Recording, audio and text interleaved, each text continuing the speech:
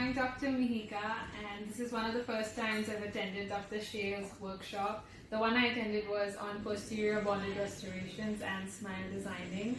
So along with lots of theory where I learned a lot of new concepts and terms for the first time, and then along with that we also got to see a lot of Dr. Shale's past cases and even live patient demonstrations, and we also had a lot of hands-on where I learned about inlays, onlays, and just how to prep them.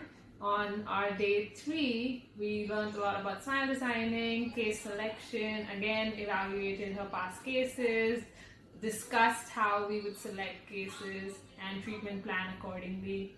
And of course we also saw some live patient demos on that day. And on day 4 was my favorite day where we learned a lot of veneer preps actually. So we prepped a diastema closure case and one with imbricated teeth, and I feel much more confident with veneers and smile designing, and I can't wait to go back and start prepping teeth on patients. So I'd like to thank not only Dr. Shale for enlightening me with so much knowledge and a new skill, but I'd also like to thank Dr. Survi, who managed a lot of the behind the scenes, and to the entire staff of Dental Biz, who had a very vital role in getting together this whole workshop and making it a success. So thank you so much.